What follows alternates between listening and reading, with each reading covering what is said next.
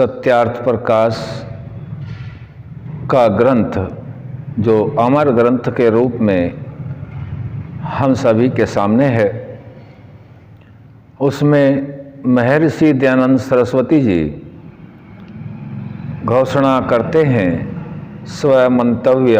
मंतव्य प्रकाश, अर्थात जो स्वमंतव्य मेरा मत है और उसको मैं मानता हूँ, उसको प्रकाशित करता हूँ। स्वामी दयानंद जी का संसार के, परिवार, समाज, राष्ट्र के उन्नति में, धर्म की उन्नति में किस तरह का मंतव्य है उसका प्रकाश करते हैं।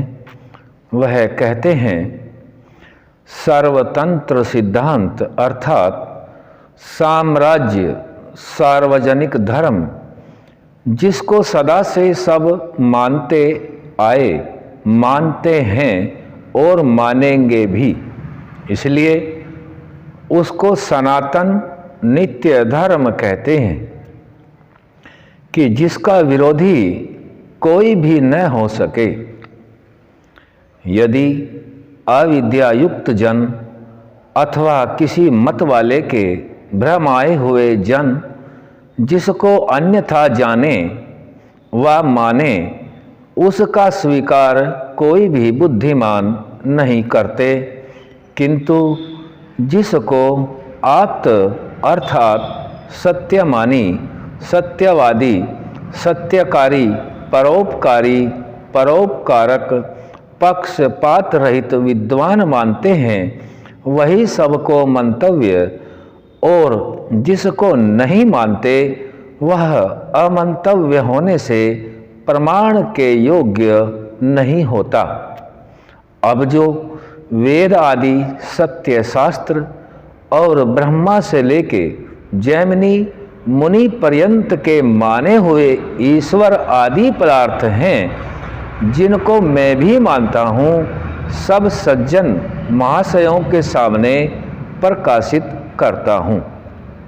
यहाँ स्वामी जी बता रहे हैं कि मैं जो वेद आदि सत्य शास्त्र हैं और जो सृष्टि के आदि में ब्रह्मा से लेकर के महाभारत काल पर्यंत जैमिनी मुनि के माने हुए ईश्वर आदि पदार्थ हैं, जिनको मैं भी मानता हूँ, सब सज्जनों के महाशयों के सामने उसको प्रकाशित करता हूँ। ऐसा ऋषि का मंतव्य है। आगे कहते हैं मैं अपना मंतव्य उसी को जानता हूँ कि जो तीन काल में सबको एक सा मानने योग्य है।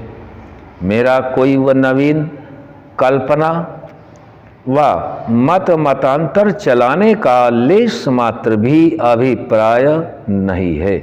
यहाँ स्वामी जी यह समझा रहे हैं कि मेरा कोई नवीन मत चलाने का कोई भी लेश मात्र प्रयोजन नहीं है, अर्थात जो सबको तीनों कालों में एक जैसा हो और सबको मानना योग्य हो, वही मैं मानता हूँ, और ये कोई नया मत चलाने का मेरा विधान नहीं है।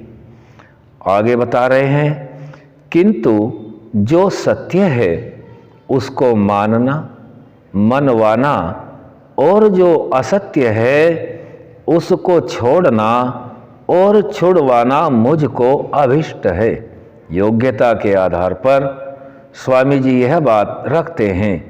यदि मैं पक्षपात करता तो आर्यव्रत में प्रचारित मतों में से किसी एक मत का आग्रही होता, किंतु जो आर्यव्रत व अन्य देशों में अधर्म युक्त चाल चलन है उसका स्वीकार, और जो अधर्म युक्त बातें हैं उनका त्याग नहीं करता, न करना चाहता हूँ, क्योंकि ऐसा करना मनुष्य धर्म से बही है।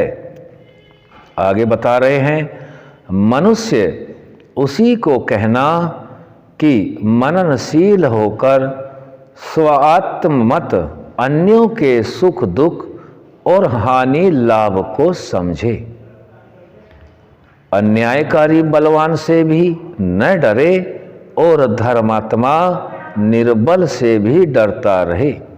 इतना ही नहीं, किंतु अपने सर्व सामर्थ्य से धर्मात्माओं की चाहे वे महा अनाथ, निर्बल और गुण रहित क्यों न हो, उनकी रक्षा, उन्नति, प्रियाचरण और अधर्मी चाहे चक्रवर्ती सनाथ महाबलवान और गुणवान भी हो, तथापि उसका नाश, अवनति और अप्रियाचरण सदा किया करे।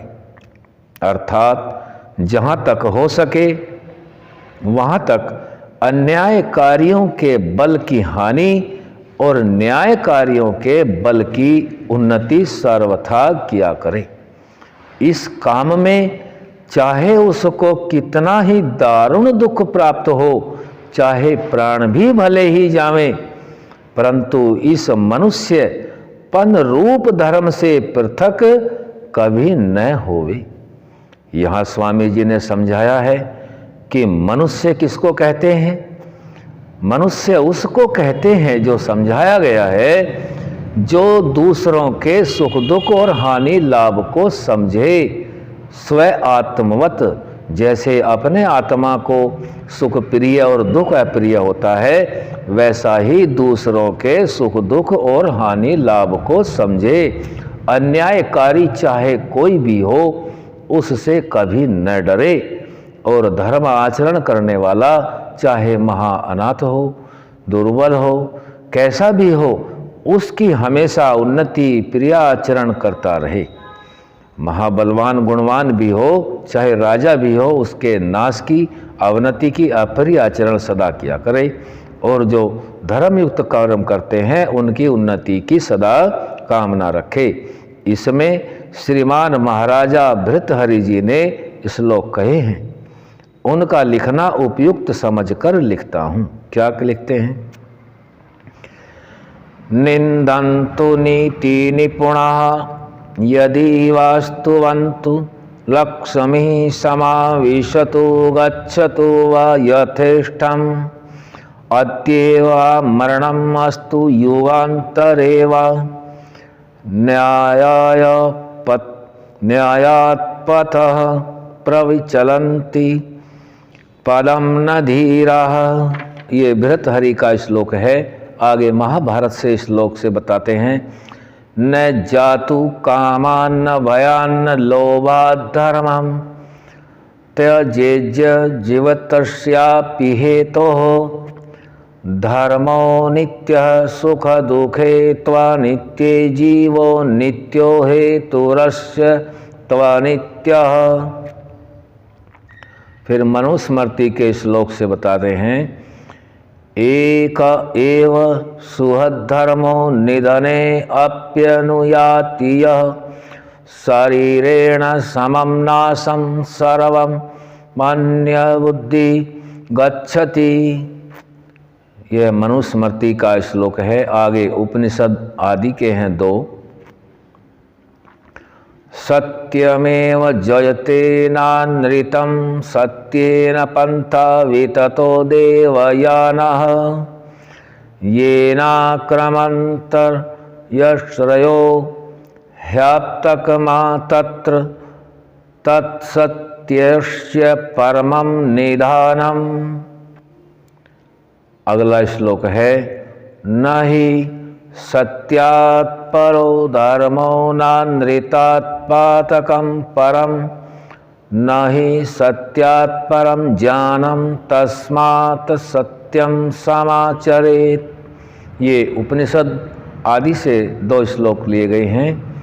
इन्हीं महाशयों के श्लोकों के अभिप्राय के अनुकूल सबको निश्चय रखना योग्य है। अब मैं जिन जिन पदार्थों को जैसा जैसा मानता हूँ, स्वामी दयानंद जी जैसा जैसा मानते हैं, उनका वर्णन संक्षेप से यहाँ करता हूँ। जिनका विशेष जो व्याख्यान है इस ग्रंथ में अपने अपने प्रकरण में कर दिया है। इनमें से आगे क्रमवार स्वामी जी समझाते हैं, आगे रखा जाएगा आगे का विषय। आज यहीं तक। ओम शम।